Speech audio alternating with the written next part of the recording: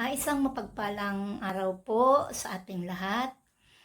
Ikinagagalak ko po na kayo po ay anyayahan na panoorin ang OHC video ng Mensahero ng Silangan.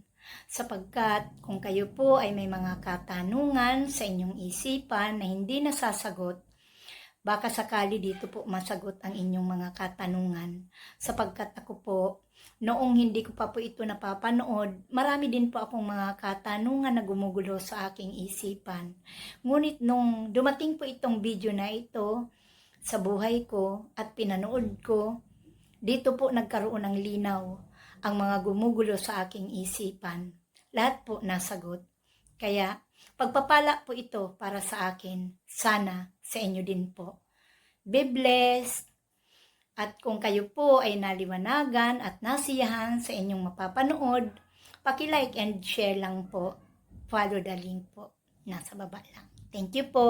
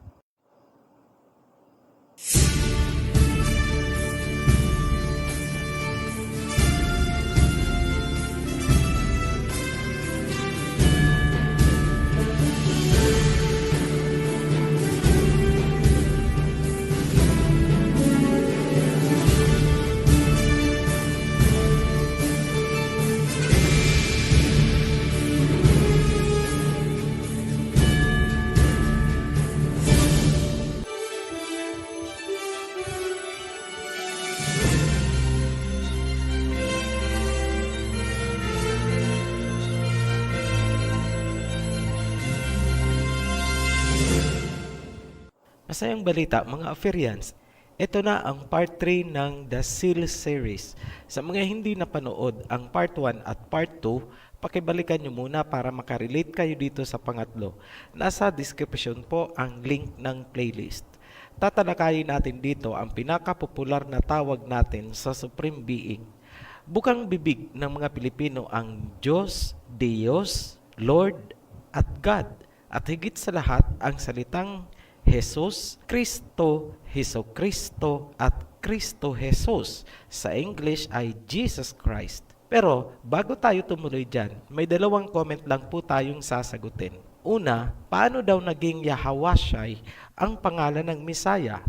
Yung contextual at historical aspect ay napaliwanag na natin sa part 2. Yung Hebrew text na lang ang lilinawin natin dito. Nakikita nyo po sa screen ang alphabet. Naka-indicate ng arrow ang dalawang karakter, yung siya at ang I or ayin. Yan po ang last two letters ng Hebrew text na binasa nating Yahawashai. Mula sa kanan, papuntang kaliwa ang basa. You have Ya, Ha, Wa, Siya, at I na binabasang Siyai. Hope that clarifies everything. Pangalawang comment, ayon daw sa Revelation chapter 2 verse 17 at Revelation chapter 3 verse 12, may bagong pangalan na daw ang Ama at ang Misaya. Basahin natin.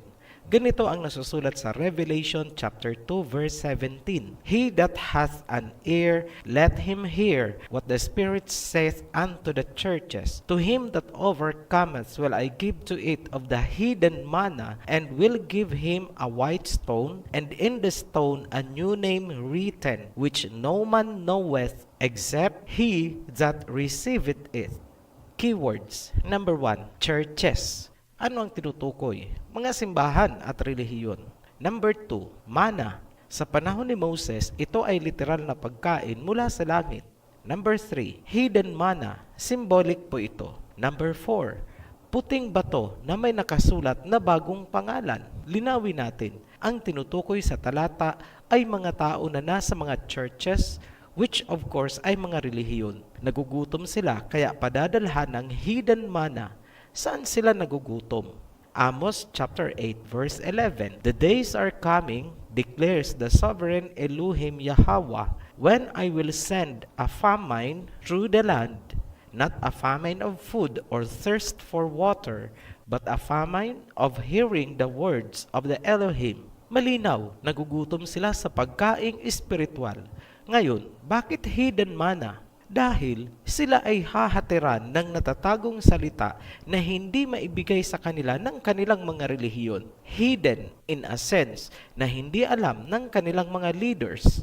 Ano ang bato? Ang bato ay simbolo ng pakikipagkasundo, isang vow or panata.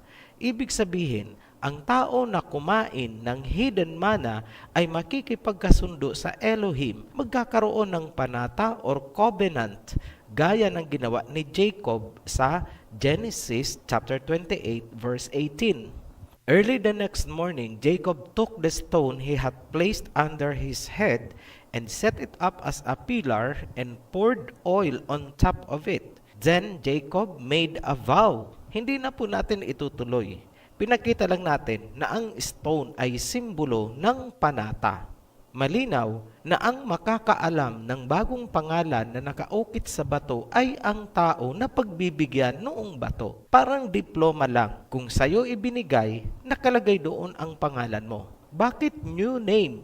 Kasi ang Hebrew word na isinalin na name ay sham. Ibig sabihin reputation. At hindi bagong personal na pangalan ang ibig sabihin. In short, magkakaroon ng bagong reputation ang tao na tatanggap ng bato or covenant. Malinaw na ang tao at hindi si Abba Yahweh ang magkakaroon ng bagong reputation na nakaukit doon sa bato. Ngayon, puntahan natin ang pangalawang talata sa Revelation na may sinasabing new name. Revelation chapter 3 verse 12. Him that overcometh will I make a pillar in the temple of my Elohim, and he shall go no more out.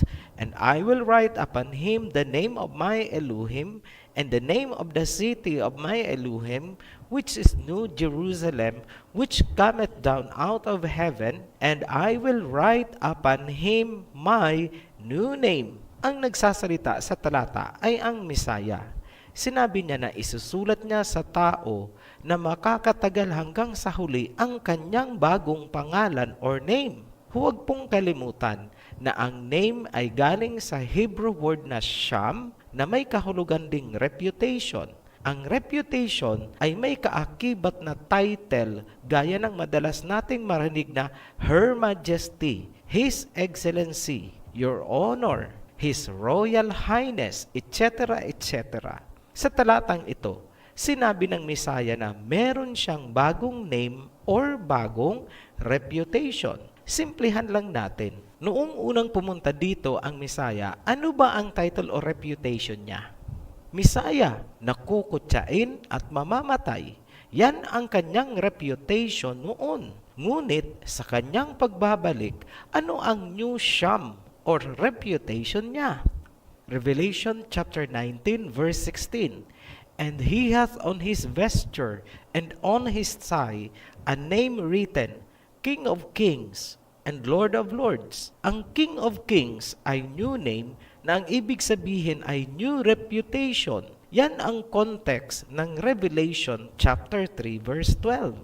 Babalik siya na may new reputation. Noon, Misaya, ngayon, King of Kings. Hindi po nagpalit ng personal name ang ama, kung kaya ang pangalan ng anak ay ganun pa rin. Ang ama at ang anak ay isa. Exodus chapter 3 verse 15. Elohim also said to Moses, Say to the Israelites, Yahweh Elohim of your fathers, Abraham, Isaac, and Jacob has sent me to you. This is my name forever, the name you shall call me from generation to generation. Sa Malachi chapter 3 verse 6 naman, For I am the Elohim, I change not, therefore ye sons of Jacob are not consumed. Maliwanag na sinabi sa dalawang talata, ang kanyang pangalang ibinigay ay forever na, across generations. Hindi rin siya nagbago, kung kaya hindi nalipol ang Israel ni Jacob. Ngayon, sa mga ipinipilit pa rin na may bagong pangalan, manalamin kaya kayo dito sa salita ng Mesaya. John chapter 5 verse 43. I have come in my Father's name, and you do not accept me, but if someone else comes in his own name, you will accept him. Napunta ako dito sa pangalan ng Ama, ngunit inyong tinatanggihan. Ngunit kapag may dumating na ibang pangalan, siya ang inyong tatanggapin. Sino ang nagdala ng bagong pangalan? Mga Greeks. Ngayon, kung ipinaglalaban mo ang ginawa ng mga Greeks at Babylonians na sumakop sa Israel ni Jacob, dito ka pala kaalyado. Matthew chapter 23 verse 31. So you testify against yourselves that you are the descendants of those who murdered the prophets.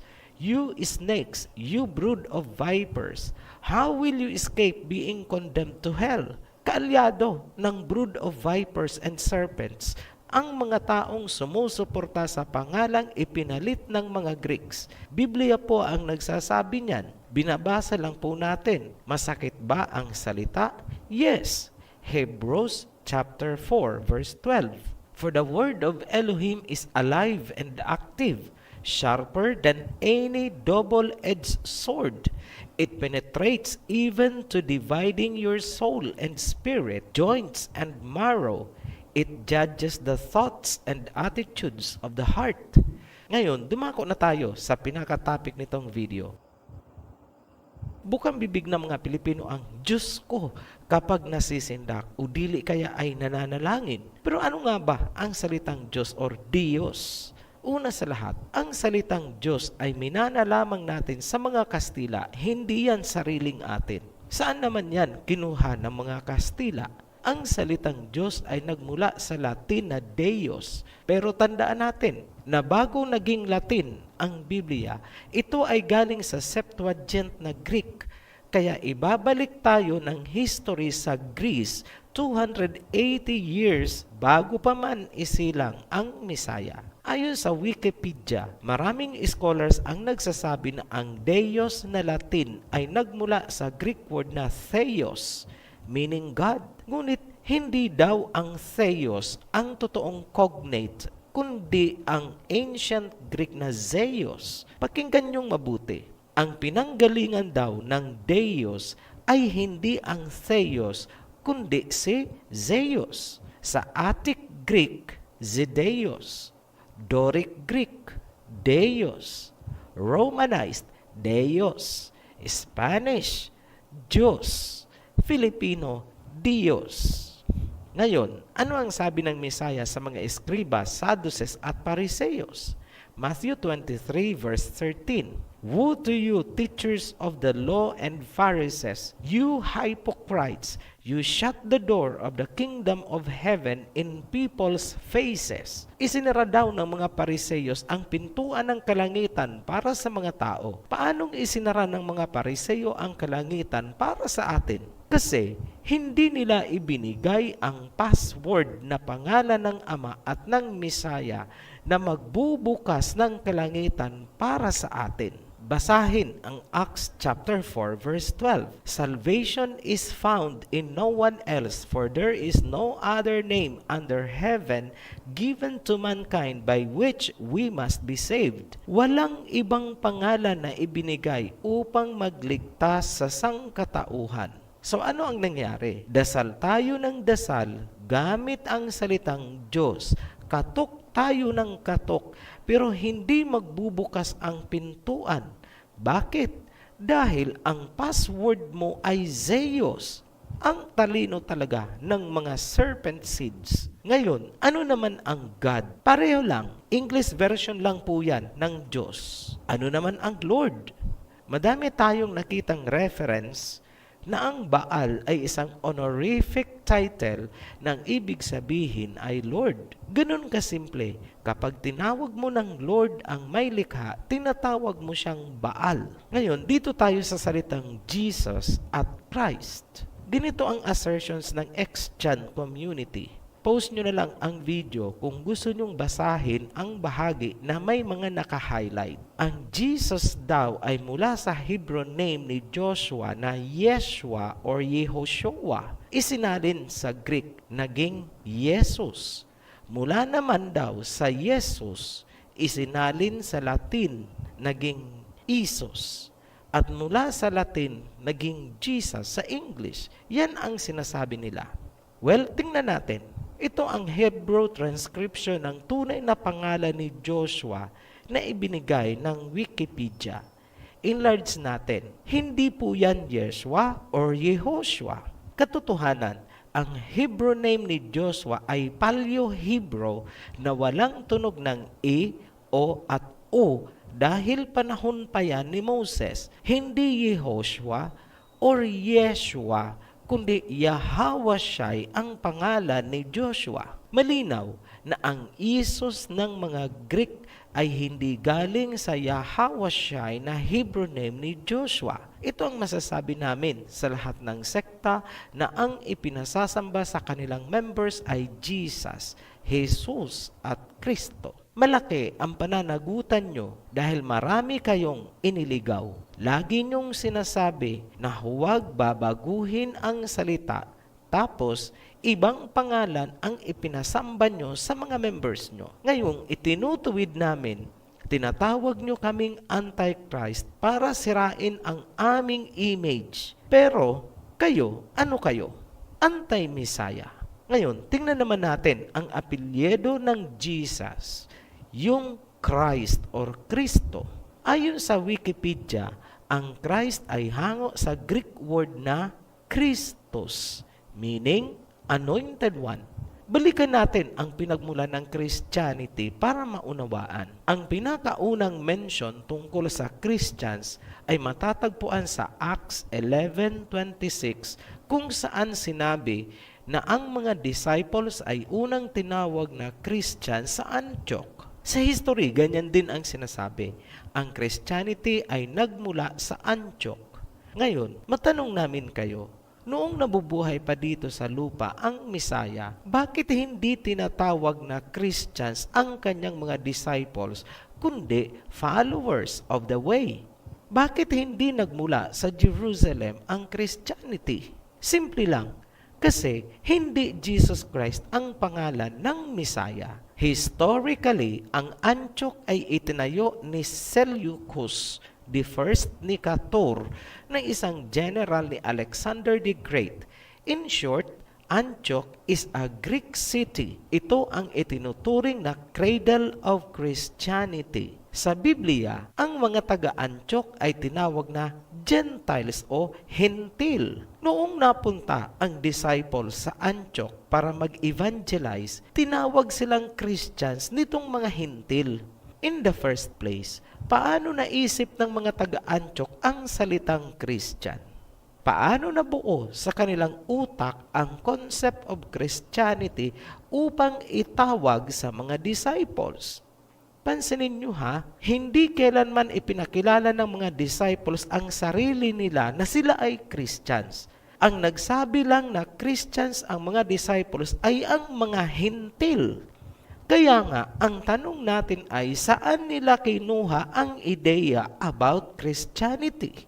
Mag-deductive analysis tayo. Ang Antioch ay isang civilization na itinayo ng mga Greek at tanging ang mga Greek ang pinagmula ng salitang Christos. I challenge you, hanapin nyo kung saan nagsimula ang salitang Christ. Ibabalik ka sa mga Greeks, Christos. Lumalabas din na ang concept of Christianity ay founded ng mga Gentiles sa Antioch. Proof from history, basahin nyo. Christians trace their roots from a community founded in Antioch. Ang buong Christianity ay hindi konektado sa Israel ni Jacob. Ginamit at inangkin lamang ang kwento ng Messiah at ng mga disciples. Ngayon, para hindi kayo malito, yung tinatalakay natin ay isang pagpapatunay na ang Jesus Christ at Christianity ay hindi rooted sa Hebrew Israelites ni Jacob. History proves na ito ay nagsimula sa Antioch, isang city ng mga Gentile Greeks. Back to modern day tayo. Kung ang Jesus Christ na sinasamba sa Extant world ay hindi naman hango sa Messiah ng Israel ni Jacob, saan pala hinugot yang Jesus? Tandaan natin ang sinabi ng tunay na Mesaya. I have come in my Father's name and you do not accept me. But if someone else comes in his own name, you will accept him. John chapter 5 verse 43. Malinaw na sinabi ng totoong Mesaya na may darating na pangalan na ipapalit or itatabon sa pangalan nilang mag-ama. Saan galing ang ibang pangalan? Malilinawan tayo kung susuriin natin ang mga emblems, logos, icons, at doctrines na bitbit ng X-Chan world. Unahin natin ang Sunday, the Lord's Day. Ito ang ipinalit sa totoong Sabbath day of worship na iniuutos sa Biblia. Pahapyaw lang po itong talakay natin about Sabbath kasi tatalakay natin yan ng hiwalay. Ayon sa Wikipedia, Sunday ang araw sa pagitan ng Saturday at Monday. Note, unti-unti nang inaalis ang definition ng Sunday bilang first day of the week. Sabbath keepers, watch out! Mararatel talaga kayo sa susunod naming ilalabas tungkol dyan sa Sabbath day. More than just the Sunday law ang topic na i-cover natin dyan. Ang Sunday ay banal na araw daw dahil ito ang day of resurrection. Mali po. Ang sabi sa Biblia, 3 days and 3 nights nakalibing ang Mesaya tulad sa 3 days and 3 nights ni Jonah sa loob ng isda. Basahin nyo ang Matthew chapter 12 verse 40. For as Jonah was 3 days and 3 nights in the belly of a huge fish, so the Son of Man will be 3 days and 3 nights in the heart of the earth. Ano pong ibig sabihin? 3 days and 3 nights siya sa libingan. Simpleng pagbibilang. Kung ang Mesaya ay namatay at inilibing ng Biyernes Santo ng gabi, bilangin nyo nga po ang 3 days and 3 nights para malaman kung anong araw talaga ang Day of Resurrection. Mula Friday ng gabi hanggang Saturday ng gabi is count 1. Sunday ng gabi ay count 2. Monday ng gabi ang pang 3 days and 3 nights. Ibig sabihin, ang Day of Resurrection ay hindi Sunday, kundi Monday ng gabi. Aba, kahit hindi nakatungtong ng elementarya, basta marunong magbilang sa daliri, makikita niya agad na hindi Sunday ang pang 3 days and 3 nights mula sa Biyernes Santo. Maliwanag na ang ipinalalabas na kabanalan daw ng Sunday ay walang kaugnayan sa Day of Resurrection. Common sense, magbilang sa daliri. Ngayon, ano ang totoo? Ito, first paragraph, highlighted. In Roman culture, Sunday was the day of the sun god. It was the center of the popular cult among Romans. Magagalit na naman kayo? Ayon mismo sa isang church father, si Saint Jerome, na nagsali ng Latin Vulgate Bible, kanyang dineklara. Ang sinabi niya, if pagans call the Lord's Day, Day of the Sun, we willingly agree, for today, the light of the world is raised. Today is revealed the Son of Justice with healing rays. Maliwanag sa salita ni Saint Jerome na ang Sunday ay isang banal na araw sa mga pagano at siya ay umaayon dito dahil ang rays daw ng sun ang nagbibigay ng liwanag, justice at kagalingan. In short, ang Sunday worship ay sun worship at hindi nauugnay sa sinasabi nilang resurrection.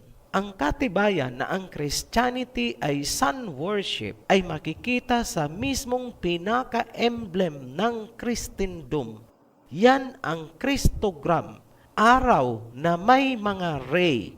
Sa loob ng araw nakaukit ang IHS na pinaikling Latin ng pangalang Isos. Sa English, Jesus.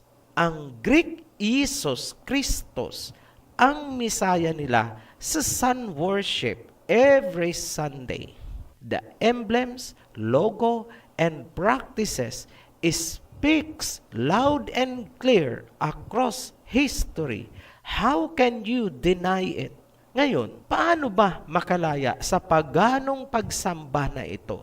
Simple lang. Una, tangkilikin mo ang tunay na pangalan ng Ama at ng Misaya dahil walang ibang pangalan na ibinigay upang iligtas ang sangkatauhan.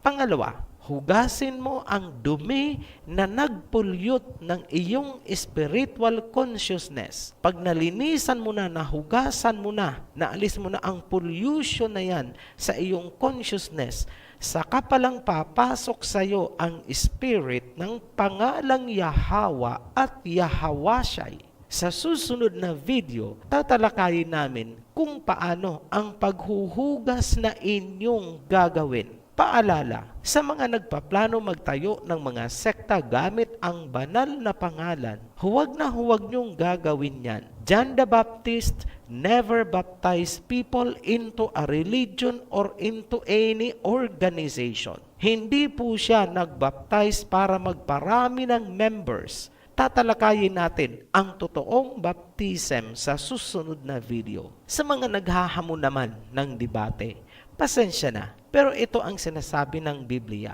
Matthew chapter 7 verse 6. Do not give to dogs what is sacred.